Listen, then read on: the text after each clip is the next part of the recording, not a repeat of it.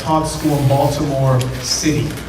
And the first thing I always tell my students, even if you're not about to get an A in this class, if you sit in the front row, you will look like it. And you might fool me. To hop on up and come onto that front row. If we could just give you 20 seconds to take some action, hop on up, fill in these front rows. And yes, I'm serious. 20 seconds to hop on up, fill these front rows. Today is about energy. We want your energy in the front. We have some great speakers. And we're going to need people moving. 15, 14, 13, come on up, make some new friends. 12, 10, 9, thank you for moving, appreciate it. I see some folks in the back, come on down. 8, 7, 6, 5, looking good, make some friends. 4, 3, 2, 1, 0. Excellent. So really, thank you for being here. I'm Marquett Burton, CEO and founder of Fletch. Raise your hand if you have an idea that you are looking to turn into a business. Raise your hand so we know. Okay, you guys are in the right place then. You guys are in the right place. So the first person I want to introduce is going to be Brian Church. We're going to get a good word from Brian Church. He's going to talk to you about validating your idea. It's going to be about a 25-minute session. Following that, we're going to have approximately 10 minutes of Q&A.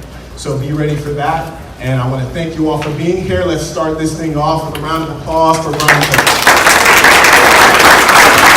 Everybody pumped up? Yeah, it's going to be a great couple of days. My wife is an incredible speaker, speaks all over the world. I speak to dozens of people around the city. But she always says 3 things: be brief, be brilliant, and be gone. I want to impart something here today. Let me start out quickly, because it's going to be rapid fire, because we're going to try to work some software in, some assessment tools, and I'm going to give you something away for free on behalf of Ocean today. This is a true story. There was a man named James Jones. Okay, he was a tailback that never played. All right, and this is years and years ago. But James Jones never got to play football. I mean, he was on what they call a scout team, which means that you're basically a tackling dummy, right? So James never got to play, but it was senior week. And so he practiced as hard as he could, and he was kind of like the Rudy. Did you ever see that Notre Dame film, Rudy? So he was kind of that guy, right? And so by the end of the week, the players were just like, Coach, you've got to let James carry the ball. So what did they do? They gave him the ball, first play against their arch rival, senior week, right? His final time that he was ever going to be able to touch a football in his life. They gave him the ball. What do you think happened? See, someone always says fumble. No, he scored a touchdown, right? So he ripped off an 80-yard touchdown run, James Jones, all right? So the sideline starts going nuts. But you can tell where this story is going. The next time he touched the ball, what do you think happened? Give you another shot. Touchdown. He said fumble again. So this kid racks up 5 touchdowns, 300 and something yards. He had never touched the ball, even in a practice other than on scout team. Okay, first time he had ever done anything, and he scores. And so the coach comes up to him after the game and says, James, what in the heck got into you? So this is what I want you to get out of this. He says, Coach, you ever see me walking around campus? He goes, no, not really. I've never really paid attention to you ever. And he said, I'm usually walking around with somebody on my right arm. He says, that's my father. So my father's blind. He said, you probably also didn't realize that I wasn't at practice the first 2 days of this week. You want to know why? My father passed away. And this is the first time that my father ever got to watch me play football. You know, I like telling this at the beginning because I get emotional if I tell that at the end. And now we are actually coming to my very favorite part. The most important thing about an experience like this is not sitting there listening to people. Listening is good, writing down things is good, but you cannot win without a team. This is a team sport. Your team might not just be the people who are in your company, the people you've hired. Your team is anyone that can help you on your way to success. We call this effective networking. Raise your hand if you've ever been somewhere networking and you got all these business cards and never talked to anyone there again. Okay, so you've all been there. That means you didn't network. That just means you went somewhere. This is going to be effective. Now, I want to tell you a very brief anecdote about networking. So as I said, my company is called Fletch. It's an effortless time and attendance technology. We sell it to universities. It helps them retain students because it automatically takes attendance. And if a student develops a pattern of absenteeism, it automatically notifies the school school. Employers use it for timesheet verification to make sure they're accurately paying for hours that are worked, right? So that's what we do. So this is how I worked networking. Number one, it's about relationships, meaningful relationships. I was a part of Ocean Accelerator. There's a gentleman named Luke Dooley who's a part of Ocean Accelerator. I said, hey Luke, we're raising $1 million. When you have an idea, you need to always be talking about it, always on your pursuit. Luke said, oh, I know a guy in New York who runs a show called The Pitch. It's a podcast, why don't you go on it?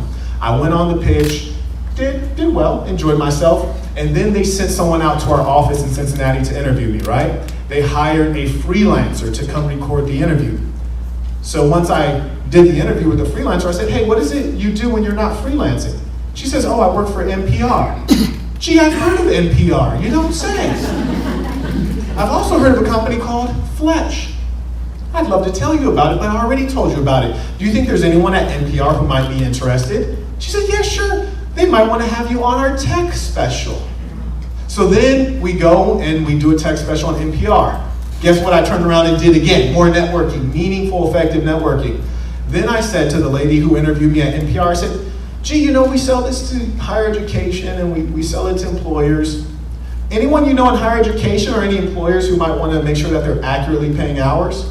She says, no, I don't think so, but I do know someone at Cincinnati Public Schools, which is one of the largest school districts in the country. I can introduce you. I said, gee, you know what? I love that introduction.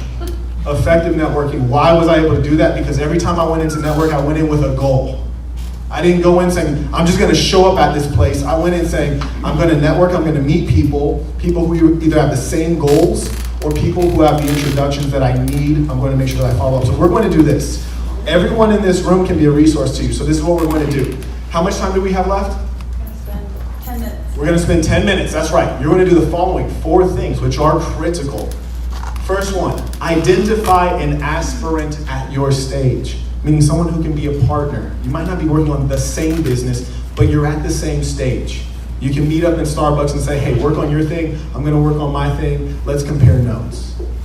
Create a follow-up commitment. This is the most critical piece, meaning you have to do something. When I said come on down to the front row, that's doing something. This game is about doing something. Please end your conversation now. We are returning to the group format. So we're going to do a little bit of share out. Do we have someone else who has one simple thing they can do to move forward on their idea? Because I remember when I said who has an idea, everyone had it. So everyone should have a next step on how you can move your business forward. Just one thing you're going to do. What I was telling Greg and what I'd love his help with is I'm planning on doing demos starting this month. I want people to see my demo and I want to hear what their words are. I want to hear how they're connecting with it, and that's going to be, that's what I think is going to move things forward. Preach, you're right, because it's all about making sure you can satisfy your customer, right? And shortly I'm going to send you off on a break and you're going to do some networking. And you might remember, you should have a goal when you go into that networking. I know for me, I'm working on a book right now. Guess who I want to talk to? Exactly.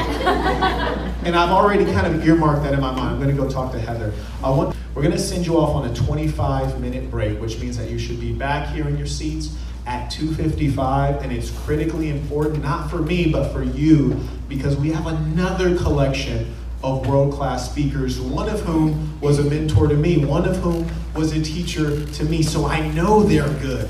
So I want to invite you all to exit through that door and come back by 2:55 p.m. Thank you, folks. The reason we're so fortunate in this room is because you have a variety of opinions, and you'll find that you have many people who believe themselves to be experts on something.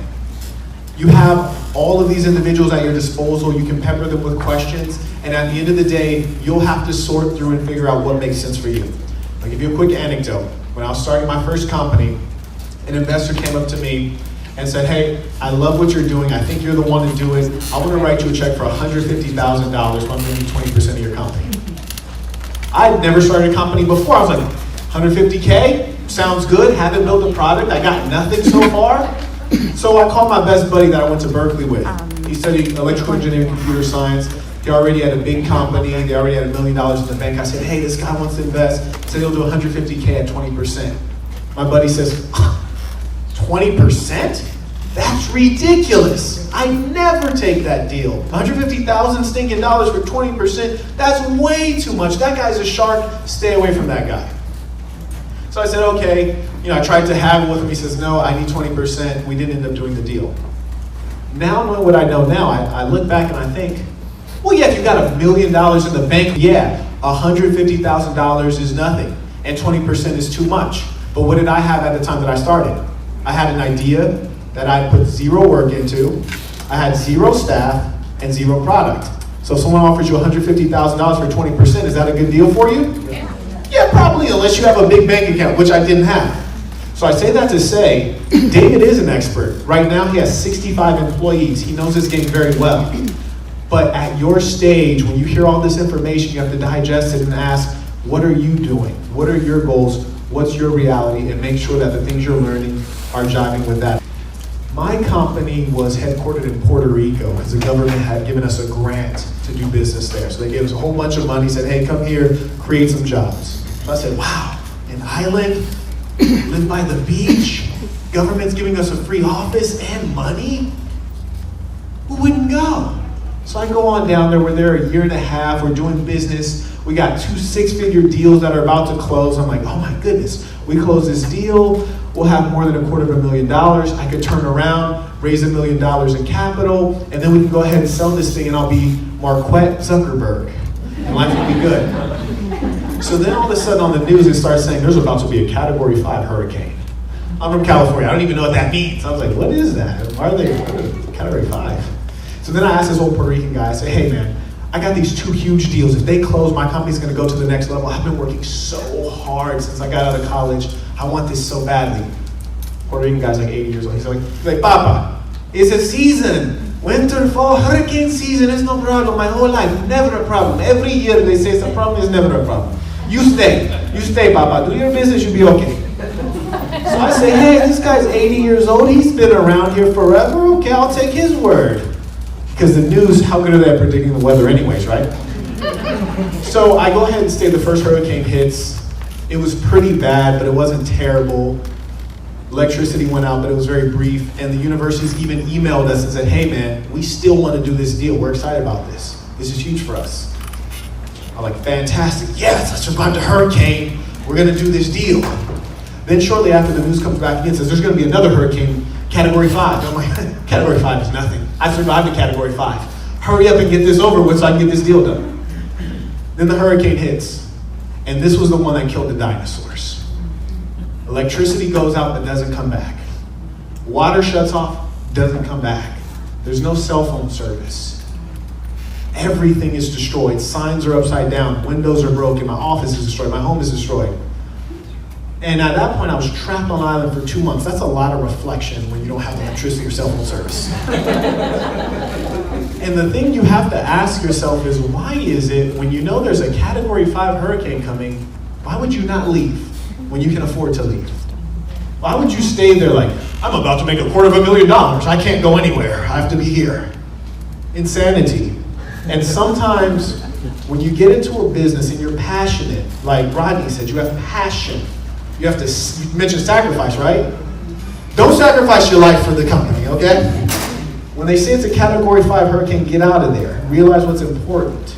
I had lost my way. I had lost faith. God was neglected in my life. I'd become obsessed with business, obsessed with making this successful, obsessed with doing as well as my friends that I went to Berkeley and Johns Hopkins with, not realizing that God didn't call me to make a bunch of money. God called me to make an impact. Anybody out there have a job? Raise your hand if you have an actual job. That's nice because you get a paycheck. I like that. I like that. But the funny thing about a job, when you call out, they might be able to replace you for that day, right? Bring somebody else in, right? When you start your own business, you're the one. If you call out, the work is not getting done. There's no one else to replace you. They say strike while the iron's hot, right? But in this game, you have to strike when the iron's hot, when the iron's cold. You have to strike furiously and frequently. But the challenge when you're the only one, when you're that one entrepreneur leading your company, leading your business, and you can't call out because there's no one else to replace you, then you have a problem. What about when you do go into work and you can't get yourself to do the work? When you have something internal that's preventing you from taking that next step, from putting the rubber to the road. Our next speaker, our fourth keynote, is Julie Balki, career strategy coach, and she's going to come up and give you guys 25 minutes. I'd like to welcome Julie now. Give her a round, please.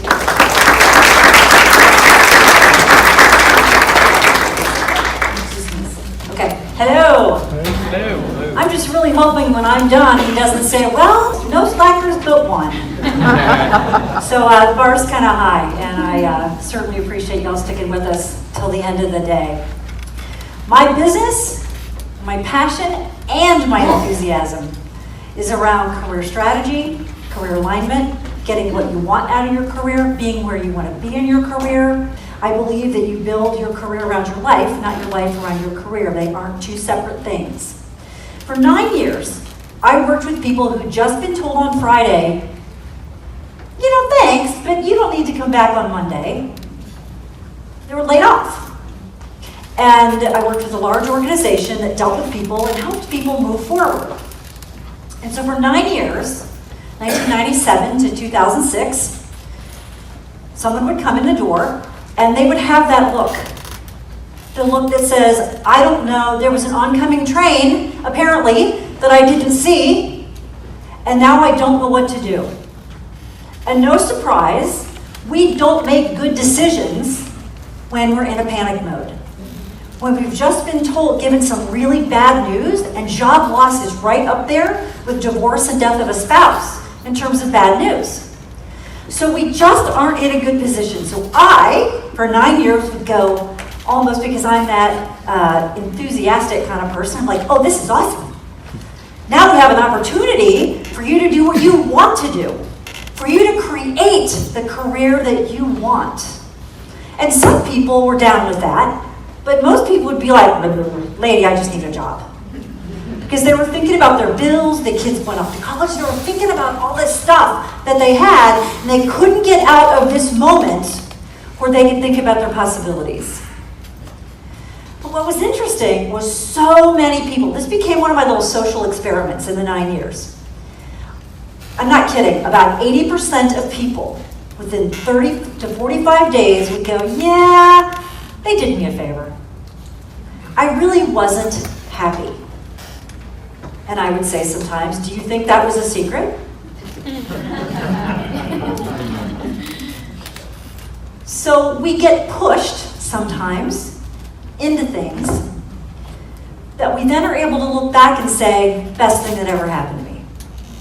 So what's your next move? What is your next move? Some of you, when I've talked to people now, I have started my own business 11 years ago, and we work with people to help them figure out what their next best move is and actually get it. And so when I looked at what are the things that hold people back, what are those barriers? What has put you in this room instead of the small business room? What's going to keep you from moving to this track, to the small business track next year? There's all kinds of stuff, but it can be broken down fairly simply. You don't know the what. Talked to somebody earlier today in this room who said, we have some ideas, but I don't know what my what is. I don't know what it is yet.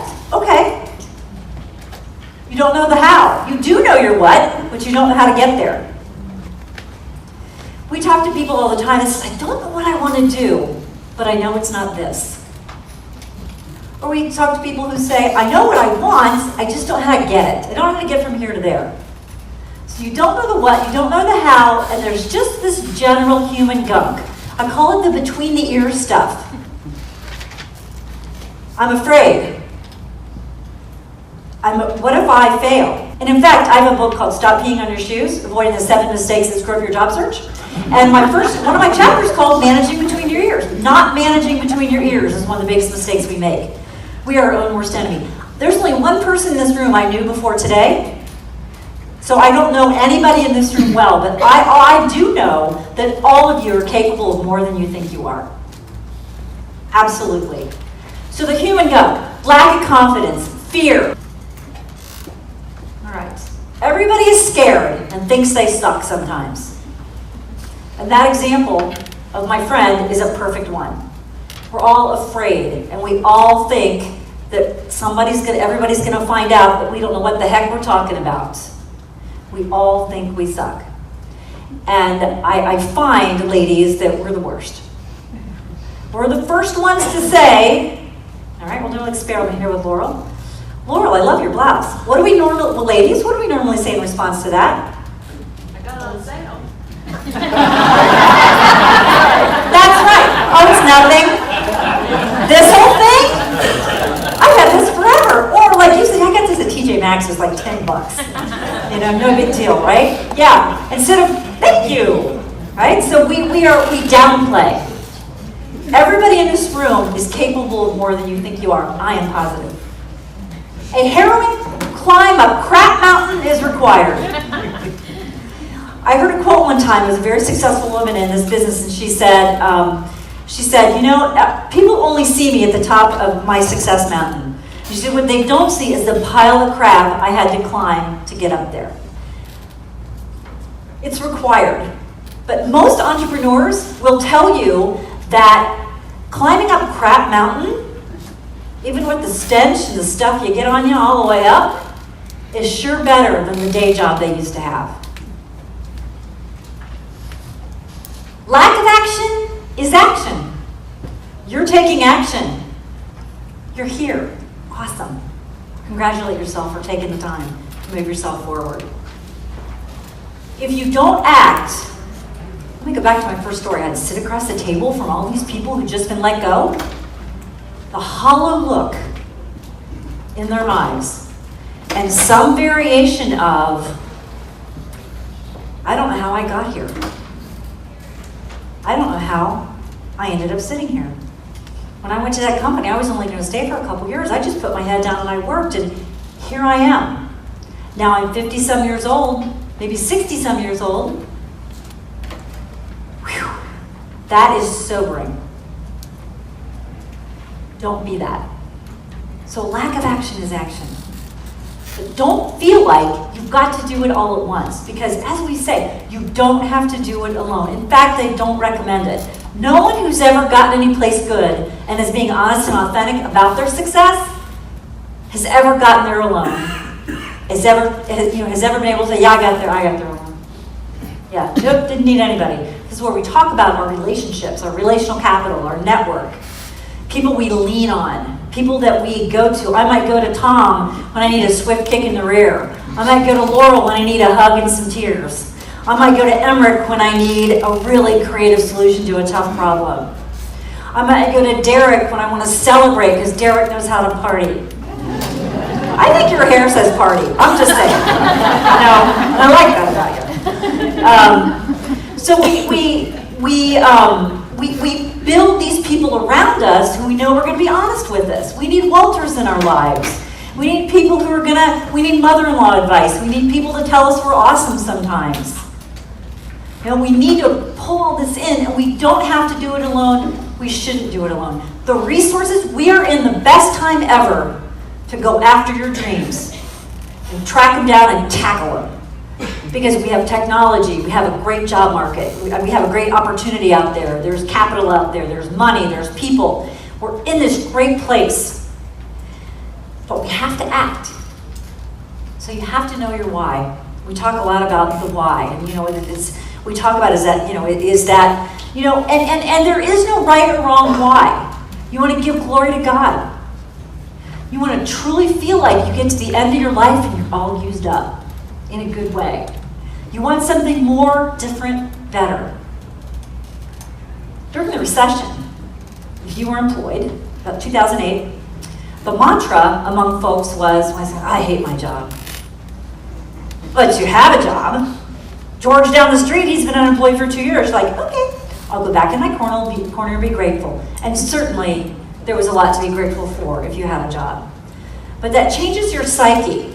When you start thinking, I shouldn't want more, what's wrong with me? I have enough. Are you really stepping out, taking chances, trying new things? I'm not saying you have to live in your car. That's not what I'm talking about. It's not, to take a pivot, to take just one step is the beauty of it. I figured, at 58 years old, I'm too old, bossy, and cranky to really pussyfoot around anymore. And so If you know what you want, what the heck are you waiting for? Everyone, it turns out that we're a little bit past time. And even though I went to a Baptist church and they'll just keep going on. Yeah, that's right. I'm going to land this ship. And I did promise you all a gift, right? And gentlemen, watch how I do this. Watch how I do this, gentlemen. Save you a lot of money. I promised you a gift from Marquett Burton to you. A personal gift. You all now have a napkin, right? And you heard folks say, you know, we just jotted down this idea on the back of a napkin, right? So my gift to you is that napkin. That's what this whole day has been, metaphorically, that napkin. Put those ideas down, put your plans down. But you're also going to give a gift. Your gift will be to society with these ideas that you deliver on. So what I would want you to do over the next 5 minutes, we're going to give you 3 minutes to write down either your idea or the one next step you're going to take. And then we'll give you 1 minute to share that with someone else. And then we'll give you that last minute just to reflect on that, maybe in prayer, maybe just a reflection, just a quiet time to say, I am going to do this. This is worthwhile. I'm the person who's been called. I can get it done. Can we do that? All right, so we'll go ahead and give you 3 minutes to write down your idea on the back of the napkin. Gifted from Marquett Burton to you. See, gentlemen, that's how you save money for your anniversary gift.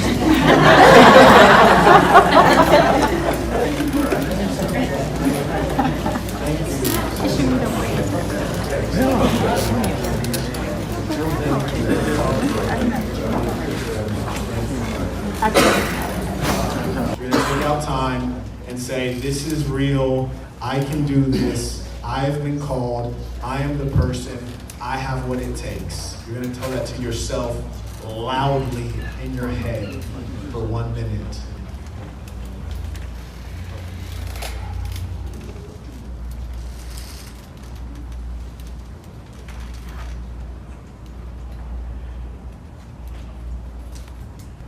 And 5, 4, 3, 2, 1, 0. Can I ask you guys a question? The things you were just thinking about, can you do them? Yeah. Will you do them? Yes. Fantastic. So I want to let you know that I'm about to send you out on yet another break. And this one will be approximately a 90-minute break. Most importantly, I want to give a huge thank you to the speakers who have been here. So please, right now, can we just give a collective round of applause?